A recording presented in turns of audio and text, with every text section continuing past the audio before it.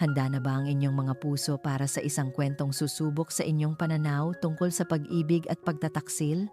May mga pangarap na binuo sa pagmamahal, pero mayroon ding mga kastilyong buhangin na anumang oras ay kayang wasakin ng isang alon ng kasinungalingan. Sabi nila, ang pinakamadilim na anino ay nagmumula sa pinakamaliwanag na ilaw. Paano kung ang perpektong buhay na inaakala mong sa iyo ay isa palang entablado para sa isang perpektong panloloko? Halina't pakinggan natin ang kwento ni Lyra at ang gabing magpapabago sa lahat. Ang bango ng nilutong kaldereta ay bumabalot sa buong kabahayan. Ito ang paborito ni Miguel. Bawat sulok ng kanilang mansyon sa Alabang ay kumikinang sa kalinisan at ang mga puting rosas na paborito ni Lyra ay nakasariwa sa florera sa gitna ng kanilang mamahaling hapagkainan. Ito ang kanilang ika-10 anibersaryo. Isang dekada ng pagiging siginang Lyra Reyes Sandoval. Isang dekada ng pagtalikod sa kanyang pangarap na magkaroon ng sariling art gallery para buuin ang isang mas mahalagang pangarap, ang kanilang pamilya. Isang ngiti ang gumuhit sa mga labi ni Lyra habang pinagmamasdan ang kanyang obra maestra. Ang mesang ito, ang bahay na ito, ang buhay na ito, lahat ay perpekto. Lahat ay sulit. Narinig niya ang ugong ng sasakyan ni Miguel sa garahe. Sakto. Dumating ito na parang isang hari na umuuwi sa kanyang kastilyo. Mabilis na inayos ni Lyra ang kanyang damit at sinalubong ito sa pinto. Happy anniversary, mahal. Bati ni Miguel. Ang kanyang halik ay mabilis na dumampi sa labi ni Lyra. Isang kilos na sa loob ng 10 taon ay naging kasanayan na lamang, hindi na damdamin. May hawak itong isang maliit at eleganteng kahon. Para sa'yo, Aniya. Kasabay ng isang ngiting hindi umabot sa kanyang mga mata. Binuksan ito ni Lyra. Isang kuwintas na may pendant na diamante. Maganda, mamahalin, malamig. Tulad ng mga yakap ni Miguel sa mga nakalipas na buwan. Salamat, mahal. Ang ganda, sabi ni Lyra. Pinipilit na lagyan ng sigla ang kanyang boses. Anything for my perfect wife, sagot ni Miguel, habang ang mga mata ay abala sa pagsilip sa screen ng kanyang cellphone. May tinatapos lang akong email. Tumango na lang si Lyra. Sanay na siya. Ang trabaho ay laging bahagi ni Miguel. Iyon ang nagbigay sa kanila ng buhay na ito. Nagsalo sila sa hapunan sa saliw ng mahinang musika at pilit na kwentuhan. Pagkatapos, habang naghahanda si Miguel para maligo, pinulot ni Lyra ang kanyang coat na naiwan sa sofa para ilagay sa laundry basket. Habang hawak niya ang mamahaling tela, may nakapasyang matigas na bagay sa loob ng bulsa nito. Kinuha niya ito. Ang mundo ni Lyra ay biglang tumigil sa pag-ikot. Sa kanyang palad, nakapatong ang isang hikaw. Isang hikaw na perlas, itim at kumikinang, na may maliliit na diamante sa paligid, elegante, mamahalin, at hindi ito sa kanya. Hindi siya nagsusuot ng itim na perlas. Alam iyon ni Miguel. Ang puso niya ay nagsimulang tumibok ng sobrang bilis, na parang gustong kumawala sa kanyang dibdib. Ang bango ng kaldereta ay biglang naging parang lason sa kanyang pang-amoy. Ang kinang ng kanilang bahay ay biglang naging isang malamig at mapanlinlang na kulungan. Libo-libong tanong ang sabay-sabay na sumugod sa kanyang isipan. Kanino ito? Saan ito galing? Bakit nasa bulsa ito ng asawa niya? Nakatayo lang siya roon, sa gitna ng perpektong sala, hawak ang perpektong ebidensya ng isang di-perpektong katotohanan. Ang kanyang mga kamay ay nagsimulang manginig. Narinig niya ang pagbukas ng pinto ng banyo.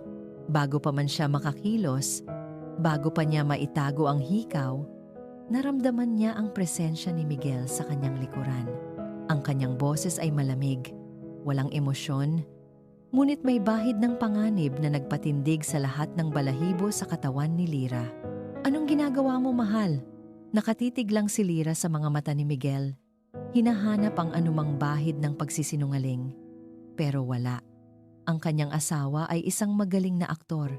Ngumiti ito. Kinuha ang hikaw mula sa kanyang nanginginig na palad at itinaas ito na parang isang tropeo.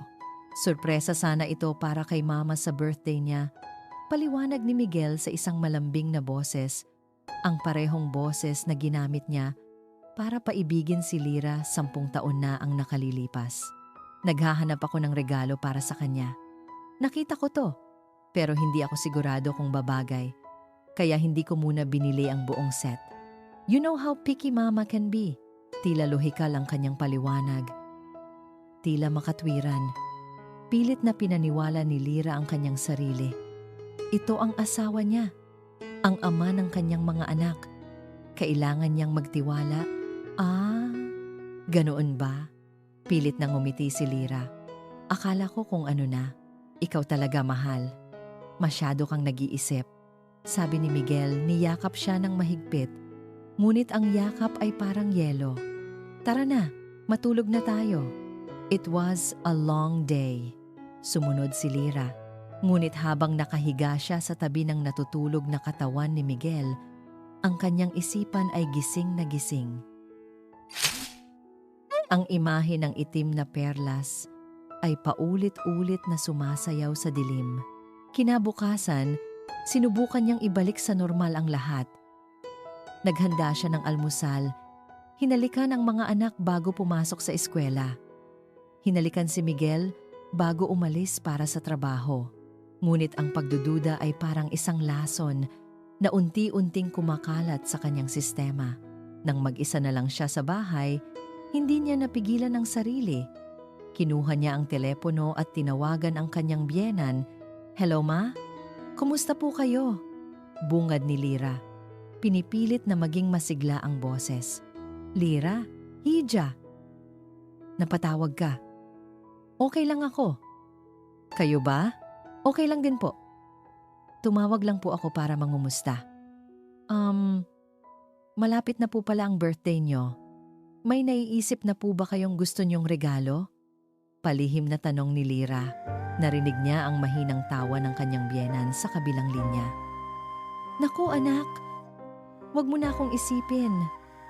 Ang makasama lang kayo ay sapat na. At saka, alam mo namang hindi ako mahilig sa mga alahas. Mas gusto ko pa ang mga halaman. Parang isang suntok sa sikmura ang naramdaman ni Lyra. Halaman. Hindi alahas. Hindi itim na perlas. Sikap po, ma. Sikap po. Iyon lang po. Ingkat po kayo. Pagkababa niya ng telepono, napasandal siya sa pader. Ang hangin ay tila naubos sa kanyang mga baga. Nagsinungaling si Miguel. Malinaw pa sa sikat ng araw, nagsinungaling ito. Habang nakatulala, nag-vibrate ang kanyang cellphone. Isang missed call mula sa isang hindi rehistradong numero. Tinitigan niya ito. Pamilyar ang mga huling numero. Sinubukan niyang tawagan pabalik, ngunit walang sumasagot. Sa isip niya, hinukay niya ang isang lumang alaala. Rafael De Leon. Iyon ang numero niya noon. Pero bakit siya tatawag ngayon? Bago pa man lumalim ang kanyang pag-iisip, tumunog ang doorbell. Pagbukas niya ng pinto, isang nakakasilaw ng ngiti ang sumalubong sa kanya. Si Selena Gonzalez, ang kanyang matalik na kaibigan. May dala itong isang box ng paborito niyang cake. Bestie, dinaanan lang kita. I heard from Miggy na medyo under the weather ka raw lately, sabi ni Selena. Sabay halik sa pisngi at tuloy-tuloy na pumasok sa loob. Okay lang ako. Pagod lang siguro. Mahinang sagot ni Lyra. Umupo si Selena sa tabi niya. Hinawakan ang kanyang kamay. Ang mga mata nito ay puno ng pag-aalala. Isang pekeng pag-aalala. Lyra, you have a perfect life. Isang mabait at successful na asawa, magagandang anak. Minsan, sa sobrang pagod natin, nakakaisip tayo ng mga bagay na wala naman. You need to trust Miggy. He loves you so much. Ang bawat salita ni Selena ay parang patak ng asido sa sugat ni Lyra. Gusto niyang sumigaw. Gusto niyang isampal sa mukha nito ang katotohanang alam na niya. Pero pinigilan niya ang sarili. Ngumiti lang siya ng mapait. Nang gabing iyon, hindi na naman makatulog si Lyra. Kinuha niya ang kanyang tablet at nagsimulang mag-scroll sa social media, isang paraan para makatakas sa magulong isipan. Napadpad siya sa album ng mga litrato mula sa huling Christmas party ng kumpanya ni Miguel. Nandoon silang lahat. Masasayang ngiti, mamahaling damit. Nag-scroll siya sa mga litrato, isa-isa, at doon, huminto siya. Isang group picture. Nasa gitna si Miguel. Nakangiti. Nakangiti rin ito. Ang ulo ay bahagyang nakahilig palapit kay Miguel. Hindi iyon ang nakapagpatigil sa paghinga ni Lyra, kundi ang kwintas na suot ni Selena. Isang kwintas na may pendant na itim na perlas, na may maliliit na diamante sa paligid. Ito ang kapares ng hikaw. Walang duda, ang hikaw na nasa bulsa ni Miguel ay para kay Selena. Ang kanyang matalik na kaibigan. Nabitiwan ni Lyra ang tablet. Ang tunog ng pagbagsak nito sa sahig ay kasabay ng tunog ng tuluyang pagbasag ng kanyang puso. Parang isang punyal na paulit-ulit na itinarak sa kanyang dibdib ang larawan ni Selena na suot ang kwintas. Ang bawat paghinga ni Lyra ay mabigat, puno ng sakit na hindi niya mailabas. Ang hangin sa loob ng kanilang malapalasyong silid tulugan ay biglang naging siksik at nakakainis. Hindi niya kayang manatili rito. Hindi niya kayang hintayin ang umaga at harapin ang dalawang taong pinagkatiwalaan niya ng buong puso. Kinabukasan, maaga siyang gumising. Nagkunwari siyang may matinding sakit ng ulo para hindi makasabay sa almusal. Nang umalis na si Miguel at naihatid na ang mga bata sa eskwela, ang tanging natira sa mansyon ay ang nakakabinging katahimikan at ang basag na puso ni Lyra. Bandang hapon, nakatanggap siya ng text mula kay Miguel. "Mahal, I have an emergency meeting with investors tonight. Baka gabihin ako ng sobra.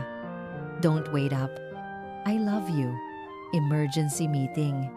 Ang mga salitang iyon ay parang isang biro, isang masamang biro. Ngunit sa pagkakataong ito, hindi na iiyak si Lyra. Ang mga luhang dapat sana ay tumulo ay napalitan ng isang malamig na determinasyon. Kailangan niyang makita, kailangan niyang malaman, kailangan niyang harapin ang katotohanan gaano man ito kasakit. Kinuha niya ang susi ng kanyang sasakyan. Hindi siya nag-ayos, hindi siya nagbihis. Ang suot niyang simpleng pantalon at t-shirt ay tila isang baluti. Nagmaneho siya papunta sa opisina ni Miguel. Ipinarada ang sasakyan sa isang madilim na kanto kung saan kitang-kita niya ang entrance ng building. Nagantay siya. Bawat minuto ay parang isang oras. Ang puso niya ay isang bombang nagbibilang pababa. 7:00 ng gabi. Nakita niyang lumabas si Miguel sa lobby. Hindi ito mukhang galing sa isang emergency meeting. Nakangiti ito habang may kausap sa telepono. Pumasok ito sa kanyang sasakyan at umalis. Sinundan siya ni Lyra. Pinanatili niya ang distansya. Sapat na para hindi siya mapansin, ngunit sapat din para hindi mawala sa paningin ang pulang ilaw sa likod ng sasakyan ni Miguel. Ang kanilang dinadaanan ay hindi papunta sa isang restaurant o hotel. Ito ay papunta sa isang bagong high-end condominium sa BGC. Huminto ang sasakyan ni Miguel sa tapat ng lobby ng condominium. Ilang sandali pa, isang pamilyar na figura ang lumabas mula sa naglalakihang salaming pinto, si Selena. Nakasuot ito ng isang pulang bestida na lalong nagpapatingkad sa kanyang ganda. Sinalubong niya si Miguel ng isang halik. Isang halik na puno ng pananabik. Isang halik na hindi para sa isang kaibigan, isang halik na para sa isang kasintahan. Napatakip si Lyra sa kanyang bibig para pigilan ang isang hiyaw na gustong kumawala. Ang tanawin sa harap niya ay parang isang eksena sa pelikula. Ngunit ang sakit ay totoong-totoo. Magkahawak kamay silang pumasok sa loob ng building. Nakatulala lang si Lyra. Ang mga kamay ay mahigpit na nakakapit sa manibela na para bang iyon na lang ang pumipigil sa kanya na gumuho. Ang ulan ay nagsimulang pumatak. Malalaking butil na humahampas sa windshield ng kanyang kotse na parang nakikidalamhati sa kanya. Ang bawat patak ay isang luha. Hindi niya alam kung gaano siya katagal na nakaupo roon, paralisado. Ang isip niya ay blanko. Ang puso niya ay durog. Ngunit isang puwersa ang nagtulak sa kanya na kumilos. Kailangan niyang makita ang lahat. Kailangan niyang isampal sa sarili niya ang buong katotohanan para wala na siyang dahilan para magpanggap pa. Pinatay niya ang makina ng sasakyan. Lumabas siya sa gitna ng umuulan. Hindi niya inalintana ang pagkabasa ng kanyang damit at buhok. Naglakad siya papunta sa tapat ng condominium. Mula sa labas, tiningalaan niya ang gusali. Ang mga bintana ay parang daan-daang mga mata na nakatingin sa kanya, nanghuhusga. At sa isa sa mga bintana sa ikatlong palapag, isang ilaw ang bumukas. Doon sila. Ang kurtina ay hindi pa tuluyang nakasara. Isang siwang ang nagbigay kay Lyra ng isang malinaw na tanawin sa loob. Nakita niya si Selena na nagbubuhos ng alak sa dalawang kopita. Nakita niya si Miguel na lumapit dito mula sa likod. Niyakap ito sa baywang at hinalikan sa leeg. Ang tawa ni Selena ay hindi niya naririnig, ngunit nakikita niya. Ang paraan ng paghalik ni Miguel ay puno ng pagnanasa na matagal nang ipinagkait nito sa kanya. Nakita niya silang umupo sa sofa, magkayakap, na parang sila ang may-ari ng mundo. Sila ang mag-asawa. Sila ang nagmamahalan. At si Lyra? Si Lyra ay isang estranghero sa labas, basang-basa sa ulan, pinapanood ang pagguho ng lahat ng kanyang mga pinangarap. Sa sandaling iyon, gumuho ang lahat ng natitirang lakas ni Lyra. Napasandal siya sa pader, dahan-dahang napaupo sa basang semento. Doon, sa gitna ng ulan at dilim, umiyak siya. Hindi isang tahimik na pag-iyak, kundi isang hagulgol na puno ng sakit, galit, at pagkabigo. Isang sigaw na walang tunog, nagmumula sa pinakailalim ng kanyang durog na kaluluwa. Ang perpektong asawa, ang matalik na kaibigan, ang perpektong buhay. Lahat ay isang napakalaking kasinungalingan. Hindi niya alam kung paano siya nakauwi. Ang pagmamaneho niya ay parang isang panaginip. Ang mga ilaw ng kalsada ay naglalaro sa kanyang mga matang puno ng luha. Pagpasok niya sa kanilang bahay, ang bango ng mga puting rosas ay parang amoy ng bulaklak sa isang libing. Ang kinang ng sahig ay sumasalamin sa kanyang basang-basa at kahabag-habag na itsura. Umupo siya sa sofa sa gitna ng dilim. Hinayaan niyang tumulo ang tubig mula sa kanyang damit papunta sa mamahaling carpet. Wala na siyang pakialam. Ilang oras ang lumipas, narinig niya ang pagbukas ng pinto. Pumasok si Miguel, may dalang ngiti sa labi, isang ngiting hindi na kayang magpanggap sa paningin ni Lyra. Hindi siya napansin nito sa dilim. "Mahal, bakit hindi ka pa natutulog?" tanong ni Miguel habang binubuksan ang ilaw. Nang ang liwanag ay kumalat sa sala, nakita niya si Lyra nakaupo, basang-basa. Ang mga mata ay walang buhay, ngunit may nag-aalab na apoy sa loob nito. Isang tingin na hindi pa niya nakikita kailanman. Nawala ang ngiti sa mga labi ni Miguel. Ang kanyang mukha ay napalitan ng pagkalito at pagkatapos ay isang bakas ng takot. Tinitigan siya ni Lyra. Ang katahimikan sa pagitan nila ay mas mabigat kaysa sa anumang sigaw. Dahan-dahan siyang tumayo. Ang bawat galaw niya ay puno ng isang bagong kapangyarihan na isinilang mula sa abo ng kanyang nawasak na puso. "Saan ka galing? Bakit basang-basa ka?" tanong ni Miguel. Ang boses ay naghahalo ang pag-aalala at pagtataka. Lumapit ito sa kanya. Akmang hahawakan ang kanyang braso. Umatras si Lyra. Isang maliit na hakbang paatras. Ngunit ang mensahe ay malinaw na parang isang sampal. "Huwag," sabi niya. Ang kanyang boses ay mahina, halos isang bulong, ngunit matatag na parang bato. "Huwag mo akong hahawakan." Natigilan si Miguel. Nakita niya ang kakaibang kislap sa mga mata ng kanyang asawa. Hindi ito ang Lira na kilala niya, ang Lira na laging nakangiti, laging sumusunod, laging nag-aalaga. Ang babaeng nasa harap niya ngayon ay isang estranghera. Anong problema, Lira? May nangyari ba? Isang mapait na tawa ang kumawala sa mga labi ni Lira. May nangyari ba? Oo, Miguel. May nangyari. Namulat ako. Hindi na niya hinintay ang sagot nito. Tinalikuran niya si Miguel at naglakad papasok sa kanilang silid. Iniwan itong nakatayo sa sala, nalilito at hindi alam ang gagawin. Kinabukasan, ang Lira na humarap sa almusal ay ibang-iba. Ang kanyang mga mata ay bahagyang namamaga, ngunit wala na ang bakas ng luha. Ang kanyang mga kilos ay kalkulado. Naghanda siya ng pagkain. Ginising ang mga bata. Hinalikan sila. Ngunit nang dumaan si Miguel, tanging isang malamig na tango lang ang kanyang ibinigay. Ang buong almusal ay nababalot ng isang hindi komportableng katahimikan. Kahit ang mga bata ay ramdam ito. Mommy, are you okay? Tanong ng kanilang panganay na si Bea. Ngumiti si Lira. Isang ngiti na para lamang sa kanyang mga anak. Of course, baby. Mommy's just a little tired. Maya-maya, tumunog ang telepono ni Miguel. Si Selena, alam ni Lira. Narinig niya ang pag-uusap nila. Mga salitang pilit na pinahihina pero malinaw sa pandinig ni Lira. Tungkol sa isang malaking birthday party na plano ni Miguel para kay Selena.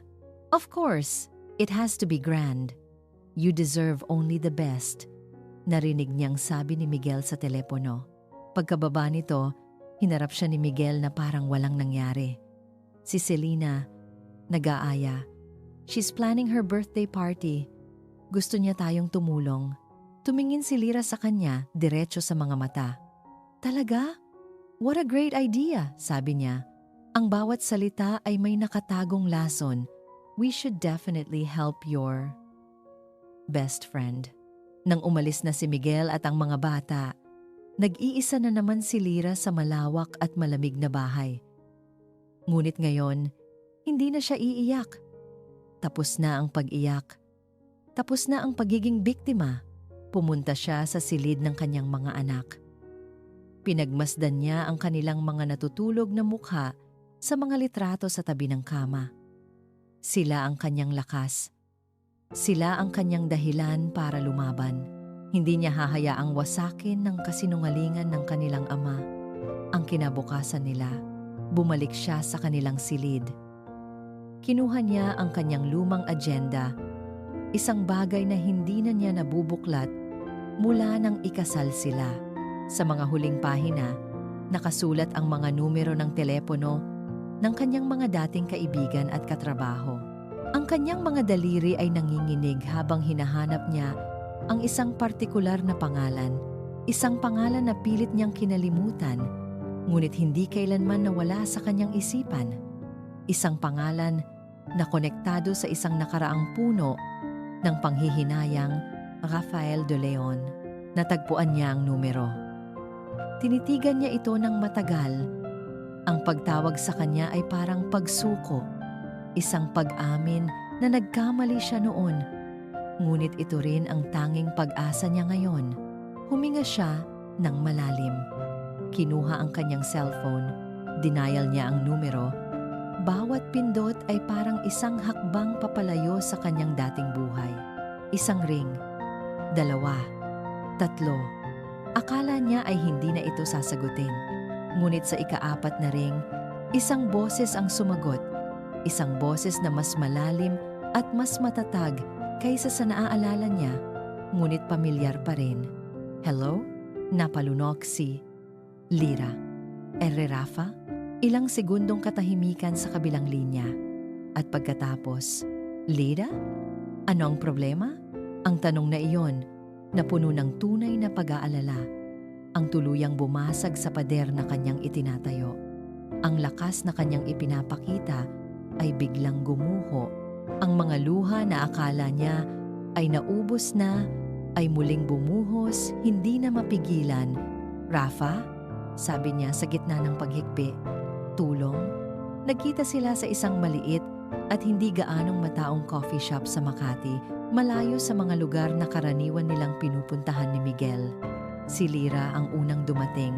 Pinili niya ang isang mesa sa pinakasulok, kung saan hindi siya gaanong makikita. Bawat tunog ng pagbukas ng pinto ay nagpapakaba sa kanya. 10 taon. 10 taon na silang hindi nagkita.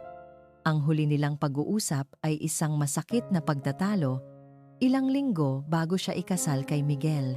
Pagkatapos ay pumasok siya. Si Rafael de Leon, ang dating payat na binatang kilala niya, ay mas naging matipuno ngayon. Ang kanyang buhok ay maikli at maayos. Nakasuot ito ng isang simpleng polo shirt at slacks. Ngunit mayroon itong aura ng kumpiyansa at kapangyarihan. Nang magtama ang kanilang mga mata, isang pamilyar na kislap ang nakita ni Lira. Isang kislap ng kabaitan at pag-unawa na hindi nagbago. Lumapit ito sa kanyang mesa at umupo. Walang bati. Tinitigan lang siya ni Rafa. Ang mga mata ay puno ng mga tanong na hindi masabi. "Salamat sa pagdating," basag ni Lira sa katahimikan. "Ilang beses kitang sinubukang tawagan itong mga nakaraang buwan, Lira," mahinang sabi ni Rafa. "May naririnig ako." Napayuko si Lira, puno ng hiya. "Patawad. Hindi ko alam kung paano ka haharapin." "Huwag kang humingi ng tawad," sabi ni Rafa. Ang boses ay malumanay. "Sabihin mo sa akin, anong nangyari?" At doon, ibinuhos ni Lira ang lahat. Ang hikaw, ang kuwintas, ang gabi sa kondominium, ang mga kasinungalingan, ang sakit. Habang nagkukuwento siya, walang ginawa si Rafa kundi makinig. Hindi siya sumingit, hindi siya nanghusga. Hinayaan niya lang si Lira na ilabas ang lahat ng bigat na kanyang dinadala. Nang matapos si Lira, ang tanging maririnig ay ang kanyang mahinang paghikbi. "Sinubukan kong sabihin sa'yo, Lira," sabi ni Rafa. Ang boses ay puno ng pagsisisi. "Noon pa, bago pa kayo ikasal. Nakita ko si Miguel kasama ang ibang babae. Sinubukan kong sabihin sa'yo, pero masyado kang bulag." Pagtatapos ni Lira sa kanyang sasabihin, "Masyado akong bulag sa pag-ibig at galit ako sa'yo noon dahil sinubukan mong sirain ang fairy tale ko. Patawarin mo ako, Rafa. Sana pala, nakinig ako." Inabot ni Rafa ang kanyang kamay sa ibabaw ng mesa at marahang hinawakan ang kamay ni Lira. Ang init ng kanyang palad ay nagbigay ng kaunting kapanatagan sa nanlalamig niyang puso. Wala na tayong magagawa sa nakaraan. Ang mahalaga ay ang ngayon. "Anong plano mo?" Tumingin si Lira sa kanya. Ang mga mata ay puno ng bagong determinasyon. "Gusto kong lumaban, Rafa. Hindi lang para sa sarili ko, para sa mga anak ko. Ayokong makuha nila ang lahat. Ayokong iwanan nila akong walang-wala." Tumango si Rafa.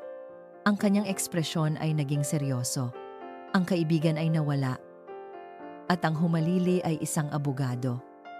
"Okay, kung ganoon, kailangan nating maging matalino. Hindi ito simpleng kaso ng annulment dahil sa pangangaliwa. Miguel is a powerful man. Gagamitin niya ang lahat ng pera at impluensya niya laban sa'yo. Selena too. They will try to paint you as the crazy, jealous wife. Anong gagawin natin? We need evidence. Hard evidence. Hindi lang yung nakita mo.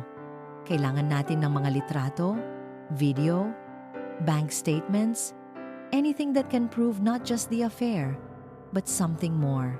Kumuha siya ng isang maliit na USB mula sa kanyang bulsa. "Ano yan?" tanong ni Lira. "Isang keylogger. A tracking software. Kailangan mong mailagay ito sa computer ni Miguel. It will record every keystroke, every password, every email. It's risky, Lira, but this is our best shot at finding out what they're really up to. Dahil may kutob ako, hindi lang ito simpleng affair. Tinitigan ni Lyra ang USB. Ito ang simula, ang unang hakbang sa isang delikadong laro. Ang paglalagay nito sa computer ni Miguel ay isang malaking panganib, ngunit mas malaking panganib ang manatiling walang ginagawa. At may isa pa, dagdag ni Rafa. Tumango si Lyra. "That's our stage," sabi ni Rafa. Isang kakaibang kislap ang lumitaw sa kanyang mga mata. Doon natin sila ilalantad. Sa harap ng lahat ng kaibigan nila, business partners, at pamilya, we will not just expose them. We will humiliate them. We will destroy the perfect image they worked so hard to build. Ang plano ay marahas. Ang plano ay mapanganib. Ngunit sa puso ni Lyra, na puno ng sakit at galit, ito ang pinakamagandang musikang narinig niya. Ito ang magiging katarungan niya. Kinuha niya ang USB mula sa kamay ni Rafa. Ang kanyang mga daliri ay hindi na nanginginig. "Gagawin ko," sabi niya. Ang boses ay matatag at puno ng tapang. "Pero mag-iingat ka, Rafa. Delikado si Miguel." "Mas delikado ako kapag pamilya ko na ang ginagalaw," sagot ni Rafa, isang pahayag na nag-iwan ng malalim na kahulugan kay Lyra. Pag-alis ni Lyra sa coffee shop, hawak-hawak niya ang USB na parang isang sandata. Hindi na siya ang ginang Lyra Sandoval na umiiyak sa ilalim ng ulan. Isa na siyang babaeng papasok sa isang digmaan. At sa pagkakataong ito, hindi siya nag-iisa. Ang pag-uwi sa mansyon ay parang pagpasok sa teritoryo ng kaaway. Bawat sulok ng bahay na dati niyang minahal ay tila may mga matang nakamasid. Ang USB sa kanyang bag ay parang isang piraso ng nagbabagang uling. Mabigat. Nagkunwari si Lyra na bumalik na sa dati. Isang asawang tahimik at bahagyang malungkot. Tinanggap ni Miguel ang pagbabagong ito bilang isang senyales ng pagsuko. Sa isip niya, si Lyra ay unti-unti nang tinatanggap ang kanyang pagkukulang. Ito ang nagbigay kay Lyra ng pagkakataon. Hinintay niya ang tamang sandali. Isang gabi, habang naliligo si Miguel, kinuha ni Lyra ang lahat ng kanyang lakas ng loob. Pumasok siya sa kanilang home office. Ang puso niya ay dumadagundong sa kanyang dibdib. Ang tunog ng lagaslas ng tubig mula sa banyo ay parang isang orasan na nagbibilang pababa. Binuksan niya ang laptop ni Miguel. Ang kanyang mga kamay ay nanginginig habang isinasaksak ang USB. Ilang segundo lang. I-click ang install, hintaying matapos, at bunutin ito. Ganoon lang kasimple, sabi ni Rafa sa isip niya. Ngunit ang ilang segundo ay parang isang kawalang hanggan. Ang progress bar sa screen ay tila hindi gumagalaw. Narinig niya ang paghinto ng tunog ng shower. Patay. Mabilis niyang binunot ang USB. Kahit hindi pa tapos ang installation, isinara niya ang laptop at tumakbo palabas ng opisina. Sakto namang bumukas ang pinto ng banyo. "Lyra, anong ginagawa mo dyan?" tanong ni Miguel. Nakatapis lang ng tuwalya. "Wala," nauutal na sagot ni Lyra. "Kinukuha ko lang yung libro ko. Naiwan ko kanina." Isang mabilis na pagsisinungaling na sana ay paniwalaan nito. Tinitigan siya ni Miguel ng may pagdududa, ngunit binaliwala rin ito. Masyado itong kampante sa kanyang kapangyarihan. Masyado nitong minamaliit ang babaeng akala niya ay hawak na niya sa kanyang mga palad. Kinabukasan, habang nasa trabaho si Miguel, sinubukan ni Lyra na i-access ang email na binigay ni Rafa. Walang pumasok na data. Bigo ang installation. Isang alon ng pagkadismaya ang bumalot sa kanya. Ngunit hindi siya sumuko. Kailangan niyang subukan ulit. Sa mga sumunod na araw, ang bahay ng mga Sandoval ay naging isang entablado. Si Lyra ay gumanap bilang isang asawang may dinaramdam, habang sina Miguel at Selena naman ay ang mga mapag-alalang kontrabida. Dumalaw si Selena isang hapon. "Bestie, Miggy and I are going to Palawan for a business trip next week. May ime-meet kaming bagong investor. Gusto ko lang ipaalam sa'yo para hindi ka mag-alala." sabi nito habang hinahaplos ang buhok ni Lyra. Isang business trip, isang investor. Alam ni Lyra na isa itong malaking kasinungalingan. Ngunit ngumiti lang siya. Okay, bestie. Mag-ingat kayo. You two work so hard. Ang sarkasmo sa kanyang boses ay hindi napansin ni Selena o marahil ay pinili nitong hindi pansinin. Sa gabi, sinubukan ni Miguel na manipulahin siya. Mahal, napapansin ko, parang lagi kang balisa, malungkot. Masyado kang nag-iisip, sabi nito habang magkatabi sila sa kama. Maybe you should see a therapist para may makausap ka. It might help. Gusto siyang palabasin na baliw. Ito ang laro nila. Hindi sumagot si Lyra. Nagpanggap siyang tulog. Ngunit sa ilalim ng kanyang mga pilikmata, ang galit ay nag-aalab.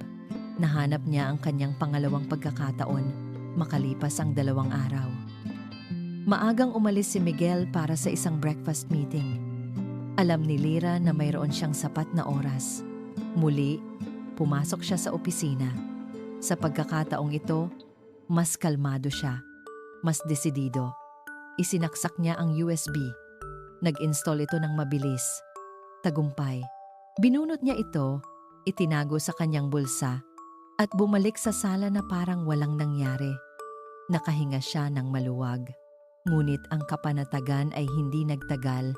Bandang tanghali, habang nag-aayos siya ng mga bulaklak, narinig niya ang pagbukas ng pinto. Nagulat siya. Masyadong maaga para umuwi si Miguel.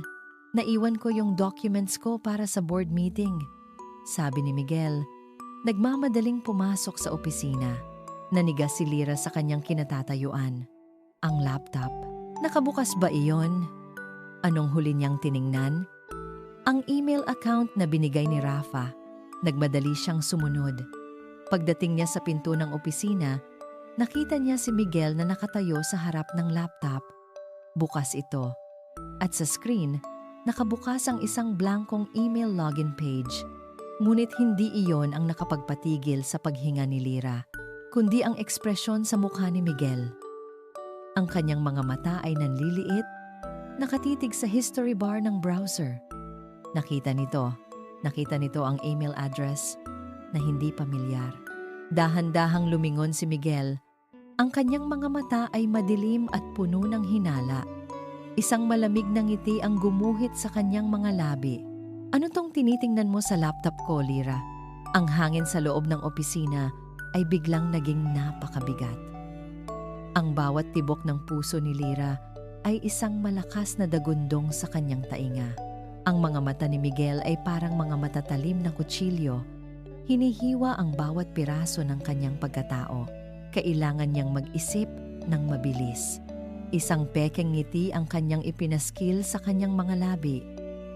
Lumapit siya kay Miguel. Kinuha ang isang photo album mula sa estante sa likod nito. Hinahanap ko yung mga lumang pictures natin. Yung kuha pa sa kasal natin? Sabi niya, ang boses ay pilit na pinapakalma. Naalala ko kasi, may sinave kang digital copies dito. Gusto ko sanang ipaprint para sa anniversary natin. Ang huling salita ay halos hindi niya masabi. Tinitigan siya ni Miguel. Sinusuri kung nagsasabi siya ng totoo. Ang kanyang mga mata ay lumipat mula sa screen ng laptop papunta sa hawak na album ni Lyra. Pagkatapos ng ilang sandali na parang walang katapusan, ang tensyon sa kanyang mukha ay bahagyang nawala. Sa external drive ko yun nilagay, hindi dyan sa laptop. Next time, magtanong ka, sabi nito. Ang boses ay may bahid pa rin ng iritasyon, ngunit wala na ang direktang hinala. Kinuha nito ang mga dokumento na sadya niya at mabilis na umalis. Napasandal si Lyra sa pader. Ang mga tuhod ay nanginginig. Nakalusot siya. Sa pagkakataong ito, nang gabing iyon hindi na siya natulog. Hinintay niyang makatulog ng mahimbing si Miguel bago siya dahan-dahang bumangon. Dala ang kanyang sariling laptop, pumasok siya sa banyo at doon nagkulong. Binuksan niya ang email account na binigay ni Rafa. At doon, nagsimulang pumasok ang mga datos. Mga email, mga chat logs, Mga buzzwords. Ang unang mga nakita niya ay kumpirmasyon lang ng mga bagay na alam na niya. Mga matatamis na palitan ng mensahe ni na Miguel at Selena. Mga plano para sa kanilang business trip sa Palawan. Mga detalye ng kanilang mga pagkikita. Bawat salita ay isang karayom na tumutusok sa kanyang puso, ngunit tiniis niya. Hindi ito ang kailangan niya. Nagpatuloy siya sa paghahanap. Pinuntahan niya ang mga email na may attachment, mga spreadsheet, mga PDF files, at doon may isang bagay na kumuha ng kanyang atensyon. Isang folder na may pangalang Project Celestia. Binuksan niya ito. Sa loob ay mga bank statements, mga deeds of sale, at mga business proposals. Ang pangalan sa halos lahat ng dokumento ay hindi kay Miguel, kundi kay Selena Gonzalez. Hindi niya naintindihan ang mga numero at mga technical terms. Kinuha niya ang litrato ng lahat ng dokumento gamit ang kanyang telepono at mabilis na ipinadala kay Rafa. Kinabukasan, nagkita sila ulit sa parehong coffee shop. Inilatag ni Rafa ang mga printout ng mga dokumentong ipinadala ni Lyra. Ang kanyang mukha ay seryosong-seryoso. Lyra, "This is bigger than we thought," sabi ni Rafa. Itinuturo ang isang pangalan ng kumpanya, Celestia Properties Inc. This is a shell corporation. Nakapangalan kay Selena at base sa mga bank transfer na ito, itinuro niya ang isa pang dokumento. Miguel has been secretly funneling money from Sandoval Corp into this company. Hindi agad na proseso ni Lyra ang kanyang narinig.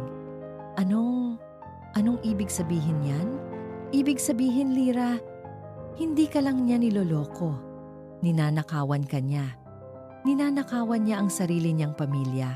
He's been transferring assets millions of pesos from your conjugal properties and his family's company to this new corporation that Selena owns. Parang isang malamig na baldeng tubig ang ibinuhos kay Lyra. Ang pagtataksil ay hindi lang pala sa kanilang kama. Ito ay sa kanilang bank account, sa kanilang mga ari-arian, sa kinabukasan ng kanilang mga anak. "Look at this," sabi ni Rafa. Ipinakita ang isang business plan. Their goal is to acquire enough capital to launch a new luxury resort in, you guessed it, Palawan. Once they have enough, Miguel plans to declare a huge loss in Sandoval Corp, file for bankruptcy on some of his assets, and then leave. Leave. And go where? Tanong ni Lyra. Kahit alam na niya ang sagot. To start a new life with Selena. Using your money, your children's inheritance. Sa sandaling iyon, ang sakit sa puso ni Lyra ay biglang nawala. Ang pumalit dito ay isang damdamin na mas malakas, mas mapanganib. Isang malamig at matalas na galit. Hindi na ito tungkol sa isang pusong sinugatan. Ito ay tungkol sa isang inang lalaban para sa karapatan ng kanyang mga anak. Ito ay tungkol sa isang babaeng hindi papayag na tapak-tapakan at gawing tanga.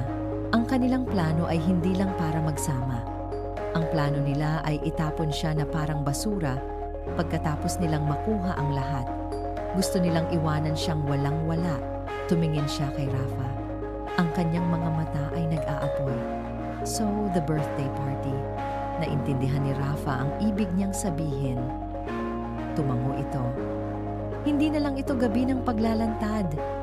Ito na ang magiging gabi ng paghuhukom. Ano ang susunod na hakbang? Tanong ni Lyra. Ngayon, mas kailangan nating mag-ingat. Kailangan nating kumpletuhin ang ebidensya. But from now on, you need to play a different role. Anong role? The broken wife. Sagot ni Rafa. Make them believe you're falling apart. Make them think you're weak, helpless, and on the verge of a breakdown. Kapag naging kampante sila, doon sila magkakamali. At doon natin sila huhulihin. Isang mapanganib na laro. Ngunit si Lyra ay handa nang maglaro. Ang mga pangarap niyang winasak nila ay magiging pundasyon ng kanilang pagbagsak. Nagsimula ang pag-arte ni Lira kinabukasan din. Hindi na niya kailangang pilitin ang sarili na magmukhang malungkot. Ang bigat ng katotohanang natuklasan niya ay sapat na para mag-iwan ng bakas ng kalungkutan sa kanyang mga mata. Ngunit ngayon, gagamitin niya ang sakit na iyon bilang isang sandata. Tumigil siya sa pag-aayos ng sarili. Ang kanyang mga damit ay naging simple at walang kulay. Ang kanyang buhok ay madalas na nakatali lang sa isang magulong buwan. Ang dating sigla sa kanyang mukha ay napalitan ng isang blankong ekspresyon. Ang unang nakapansin ay si Miguel. "Lira, what's wrong with you?" Tanong nito isang gabi habang pinapanood siyang nakatitig lang sa kanyang pagkain. Hindi ito ginagalaw. "You look terrible. You're not eating." Hindi siya tiningnan ni Lira. "Wala akong gana." Mahina niyang sagot. "This has to stop." Sabi ni Miguel. Ang boses ay may halong inis. "Pinapabayaan mo na ang sarili mo. Ang mga bata, napapansin ka na nila." Sa wakas, tiningnan siya ni Lira. At sa unang pagkakataon, hinayaan niyang makita ni Miguel ang mga luha na nagbabadyang tumulo sa kanyang mga mata. "Hindi ko alam ang gagawin ko, Miggy." Sabi niya. Ang boses ay basag at puno ng pagsusumamo. Pakiramdam ko may mali. Sa ating dalawa, lumalayo ka sa akin." Natigilan si Miguel. Ito ang reaksyon na gusto niyang makita, ang senyales na si Lira ay nasasaktan. Nalilito. Ngunit hindi naghihinala ng isang partikular na tao. Isang senyales ng kahinaan. Lumapit ito at niyakap siya. Isang yakap na puno ng pagkukunwari. "Shh! Wala yun, mahal. Stress lang ako sa trabaho. Don't worry about us. We're okay." Ngunit habang yakap siya ni Miguel, ramdam ni Lira ang panginginig ng kanyang katawan, hindi dahil sa takot, kundi dahil sa pagpipigil sa galit at pandidiri. Kinabukasan, si Selena naman ang dumating, dala ang isang basket ng prutas. Ang perpektong kaibigan na nag-aalala. "Bestie," Miggy told me. "Hindi ka raw kumakain," sabi ni Selena, ang mukha ay puno ng pekeng awa. "Lira, listen to me. Ganyan talaga ang mga lalaki. Minsan, nagiging busy sila sa trabaho. Minsan, kailangan nila ng space. Huwag mong isipin na hindi ka na niya mahal." Ang bawat salita ni Selena ay isang patalim. Gusto siyang palabasin na siya ang may kasalanan. Siya ang asawang nakakasakal. Ngunit sa halip na sumagot, umagulgol si Lira. Isang malakas at nakakaawang pag-iyak. "Hindi ko na kaya, Selena. Hindi ko na alam. Baka may iba na siya." Niyakap siya ni Selena. At sa ibabaw ng balikat ni Lira, hindi nito nakita ang malamig at kalkuladong ekspresyon sa mukha ng kanyang kaibigan. Sa isip ni Lira, naririnig niya ang boses ni Rafa. Record everything. Nakatago sa ilalim ng unan sa sofa, ang voice recorder ng kanyang cellphone ay tahimik na gumagana. "Huwag mong isipin yan, Lira." "Imposible," sabi ni Selena, habang marahang tinatapik ang kanyang likod. "Mahal na mahal ka ni Miggy. Siguro kailangan mo lang mag-relax. Magbakasyon ka kaya? Kami na muna ni Miggy ang bahala sa business.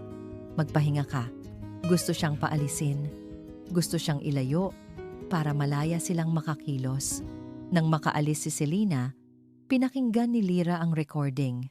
At pagkatapos, ipinadala niya ito kay Rafa. Phase 1 complete, text niya.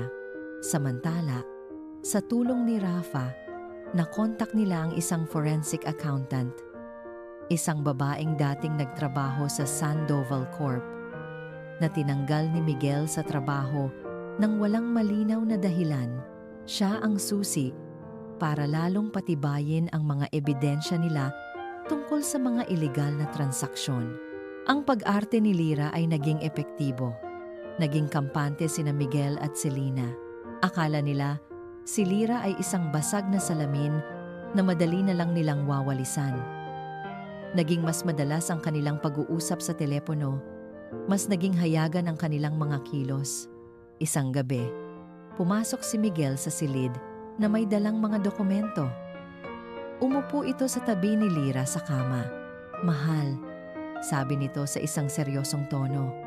"Since you're not feeling well, naisip ko, para mabawasan ang stress mo, baka mas mabuting ako na muna ang mag-asikaso ng lahat ng finances natin."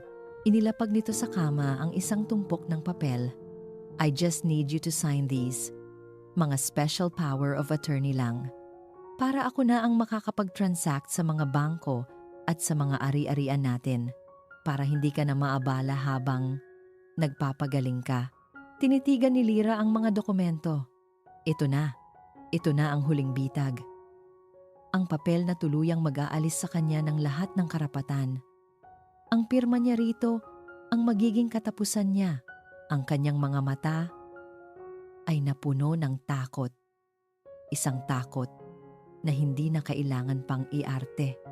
Tumingin siya kay Miguel, ang lalaking minahal niya, ang lalaking handa na ngayong agawin ang lahat mula sa kanya. "Para saan to, Miggy?" tanong niya. Ang boses ay nanginginig. "Para sa atin, mahal. Para sa pamilya natin," sagot ni Miguel. Ang kanyang mga mata ay malamig at walang anumang emosyon. "Just sign it." Ang mga papel sa ibabaw ng kama ay parang isang hatol ng kamatayan. Tinitigan ito ni Lyra. Ang tinta ng mga salita ay tila sumisigaw ng panloloko. Special power of attorney. Ang kapangyarihang ibibigay niya sa kanyang kaaway para tuluyan siyang wasakin. "Ayoko," mahinang sagot ni Lyra. Yumuko para iwasan ang tingin ni Miguel. Ang pagbabago sa kilos ni Miguel ay biglaan. Ang maskara ng pagiging isang mapag-alalang asawa ay biglang nahulog. Ang kanyang boses ay naging matigas at malamig. "Anong sabi mo?" Sabi ko. "Ayoko," ulit ni Lyra. Sa pagkakataong ito ay may kasama ng tapang. "Hindi ko pipirmahan ang anumang hindi ko naiintindihan." Isang sarkastikong tawa ang kumawala kay Miguel. "At kailan ka pa natutong umintindi ng mga bagay na to, Lyra? Di ba't ang alam mo lang ay magpinta at mag-ayos ng bahay? I'm doing this for us. Para maprotektahan ang pamilya natin. Kung para sa pamilya natin yan, bakit kailangan kong ibigay sa iyo ang lahat ng kapangyarihan?" Tumayo si Miguel. Ang kanyang mukha ay nababalot ng galit. Ang pagiging kalmado niya ay tuluyan ng nawala. Ito na ang tunay na Miguel, mapang-abuso at mapagmanipula. Dahil hindi ka na mapagkakatiwalaan. "You're unstable, Lyra. You're paranoid." "Paano ko ipagkakatiwala sa iyo ang kinabukasan ng mga anak natin kung ganyan ka?" sigaw niya. Ang bawat salita ay isang atake sa kanyang pagkatao. "Hindi ako baliw, Miguel." "Talaga?" Kinuha ni Miguel ang kanyang telepono at may ipinakitang mga litrato. Nanlaki ang mga mata ni Lyra. Ito ay mga litratong kuha ng palihim. Mga litrato niya kasama si Rafa sa coffee shop. Kuha mula sa malayo, malabo, ngunit malinaw na silang dalawa iyon. "Sino to, Lyra? Bakit ka palihim na nakikipagkita sa lalaking to? Siya ba? Siya ba ang dahilan kung bakit ka nagkakaganyan?" Akusa ni Miguel.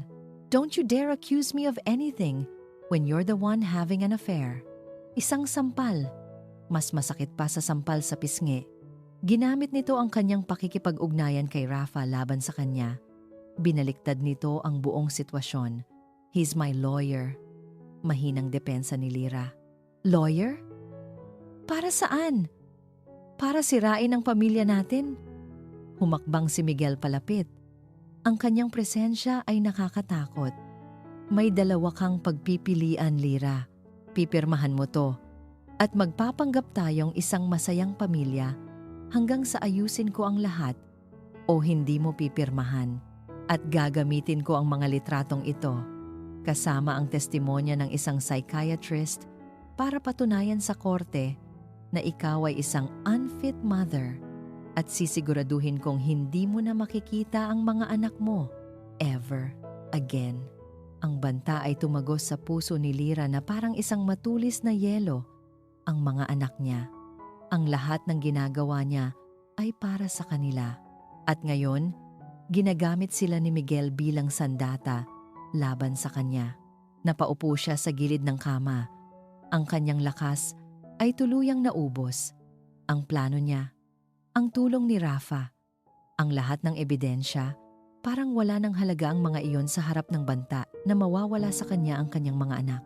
Pakiramdam niya, talo na siya, naisahan siya, nahuli siya sa sarili niyang laro. Ang lahat ng kanyang paghihirap ay mauuwi sa wala. Nang makita ni Miguel ang pagkatalo sa kanyang mga mata, ngumiti ito ng may pagtatagumpay. I'll give you until Selina's birthday party to decide. Isipin mong mabuti, Lyra, ang kinabukasan mo at ng mga bata ay nakasalalay sa isang pirma mo lang. Tinalikuran siya nito at iniwang mag-isa sa silid, kasama ang mga dokumento at ang kanyang durog na pag-asa. Nanginginig niyang kinuha ang kanyang telepono. Tinawagan niya si Rafa. Rafa, sabi niya sa gitna ng pag-iyak, talo na yata tayo. May mga litrato siya at babawiin niya sa akin ang mga bata. Susuko na yata ako. Katahimikan ang sumagot sa kabilang linya. At pagkatapos, narinig niya ang matatag na boses ni Rafa. Walang bahid ng pag-aalinlangan. Lyra, listen to me. Huwag kang pipirma. Huwag kang susuko. This is his last desperate move. Just buy us some time. Just get us to the party. Paano, Rafa? Trust me, sabi ni Rafa. Mayroon akong isang huling baraha na hindi niya inaasahan. Bago pa man makasagot si Lyra, may iniabot sa kanya ang kanilang kasambahay. Isang sobre, isang makapal at mamahaling sobre na may nakaukit na gintong selyo. Binuksan niya ito. Sa loob, isang eleganteng imbitasyon. You are cordially invited to the 30th birthday celebration of Miss Selina Gonzalez. Ang petsa. Sa loob ng 3 araw. Ang lugar. Tinitigan ni Lyra ang imbitasyon. Ito na ang kanyang deadline. Ang gabi ng kanyang pagsuko. O ang gabi ng kanyang huling laban. Ang imbitasyon sa kanyang kamay ay hindi lang isang piraso ng papel. Ito ay isang hamon, isang paalala ng deadline na ibinigay ni Miguel at isang pagkakataon.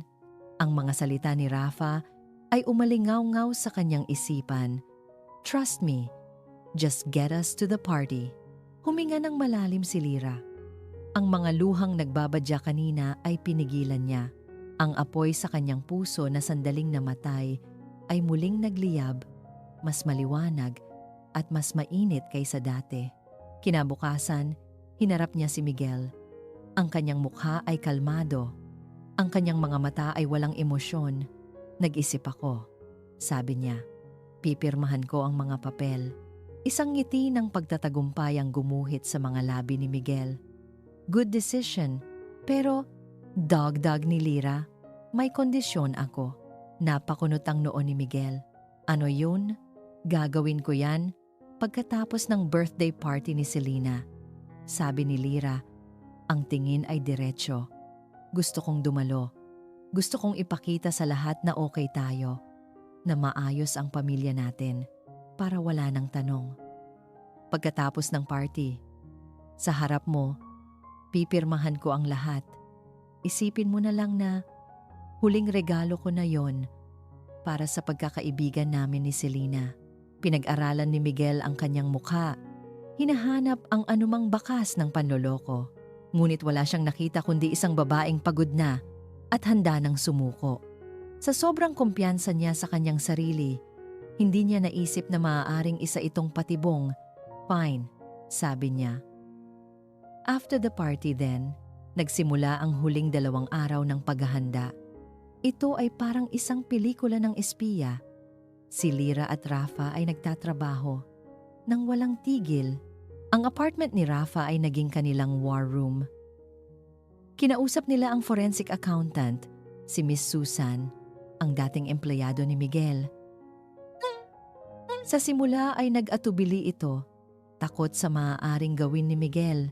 Ngunit nang ipakita ni Rafa ang mga ebidensya at nangako ng proteksyon, pumayag itong tumestigo. Ang kanyang salaysay ang magiging pinakamalakas na bala nila. Si Rafa naman ay abala sa pag-set up ng lahat. Kumuha siya ng isang technical team na palihim na kokontrol sa projector at sound system ng ballroom sa gabi ng party. Nakipag-ugnayan din siya sa ilang piling miyembro ng media. Binigyan sila ng isang anonymous tip tungkol sa isang malaking iskandalo na sasabog sa nasabing event. Habang si Rafa ang bahala sa teknikal at legal na aspeto, si Lira naman ang naghanda ng emosyonal na bomba. Magdamag, pinagsama-sama niya ang isang video presentation. Sinimulan niya ito sa mga masasayang alaala nila ni Miguel, ang kanilang kasal, ang binyag ng mga anak, mga family vacation, mga imahe ng isang perpektong pamilya. Pagkatapos, dahan-dahan niyang isiningit ang mga larawan ni Miguel at Selena, ang mga palihim na hawak kamay, ang mga ninakaw na halik. Ang kaibahan ng dalawang mundo ay isang malaking sampal. At para sa grand finale, isinama niya ang mga sipi mula sa mga dokumentong pinansyal, mga bank transfer, ang pangalan ng Celestia Properties, at ang huli, isang maikling clip mula sa voice recording ng pag-uusap nila ni Selena, kung saan tinatawanan nito ang kanyang kahinaan. Ang video ay isang obra maestra ng sakit, pagtataksil at katotohanan. Sa araw ng party, nagpunta si Lira sa isang mamahaling butik. Hindi siya naghahanap ng damit na magpapamukha sa kanyang biktima. Pumili siya ng isang kulay dugong bestida, isang blood red gown. Ang kulay nito ay simbolo ng pag-ibig na namatay, ng galit na isinilang, at ng paghihiganti na kanyang ihahain. Nang gabing iyon, habang tinitingnan niya ang kanyang sarili sa salamin, ibang babae ang kanyang nakita. Wala na ang Anino Nignang, Lira Sandoval, wala na ang inaapi at umiiyak na asawa. Ang babaeng nakatayo sa harap ng salamin ay isang reyna na handa nang bawiin ang kanyang kaharian. Ang kanyang mga mata ay matalim. Ang kanyang mga labi ay may isang maliit at misteryosong ngiti. Kinuha niya ang isang maliit na clutch bag. Sa loob, isang bagay lang ang kanyang inilagay. Ang USB na naglalaman ng kanilang pagbagsak. Bumaba siya sa hagdan kung saan nag-aantay si Miguel. Napanganga ito nang makita siya. Hindi ito ang itsura ng isang babaeng talunan.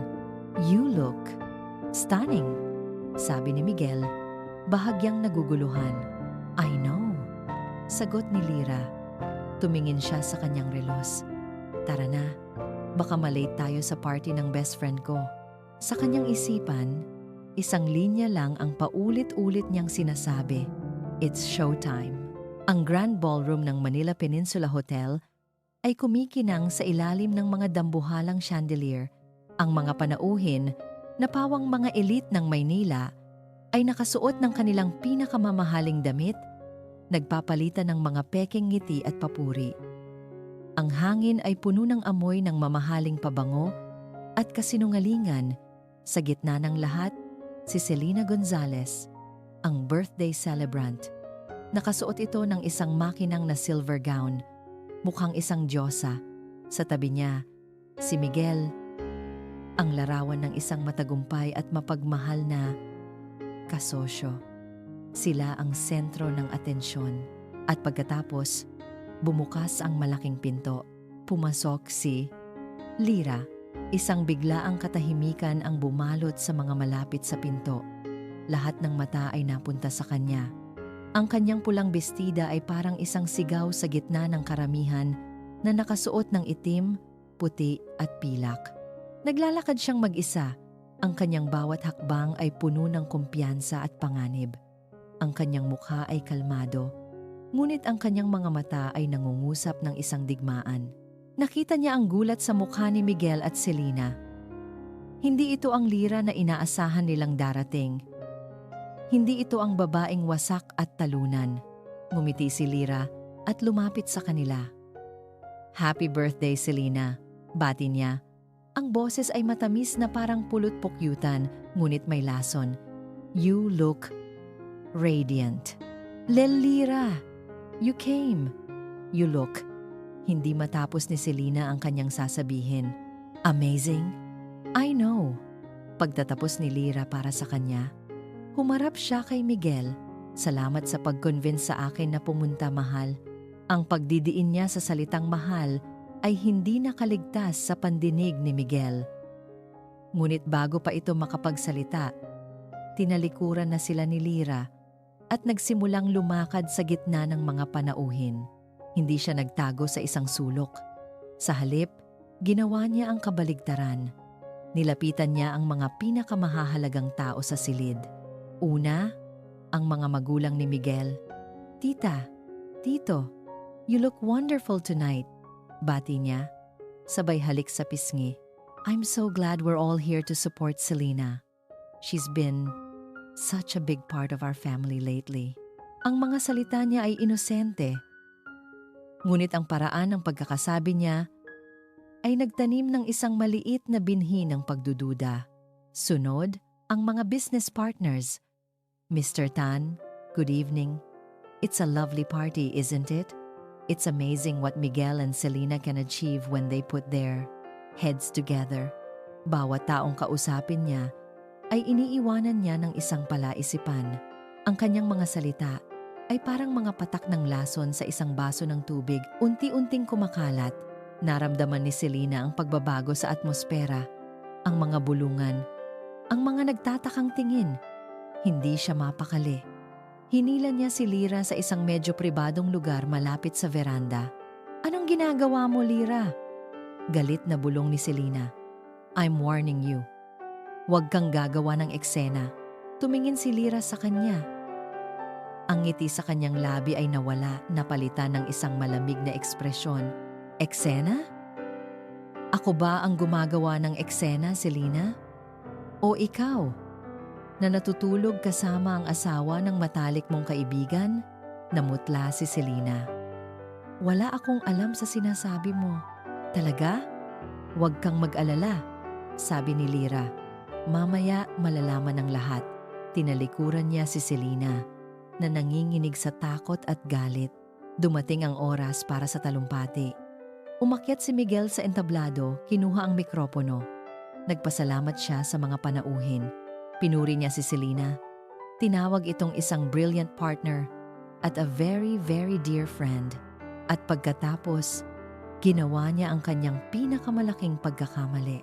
And now, to say a few words for our birthday girl, gusto kong tawagin ang isa sa mga pinakamalapit na tao sa puso niya. Ang kanyang best friend, ang aking pinakamamahal na asawa, Lira Sandoval.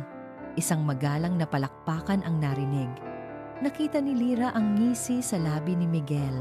Ito ang kanyang paraan para ipakita kung sino ang may kontrol. Para ipahiya si Lira sa harap ng lahat. Kalmadong umakyat si Lira sa entablado. Kinuha niya ang mikropono mula kay Miguel. Ang kanilang mga daliri ay bahagyang nagdikit, ang isa ay mainit sa pagtatagumpay. Humarap siya sa mga panauhin. Ang kanyang mga mata ay naghanap ng isang pamilyar na mukha sa likuran, si Rafa. Tumango ito sa kanya. Isang senyales. Ngumiti si Lira. Isang ngiti na nagpatigil sa hininga ng lahat. Salamat, Miguel.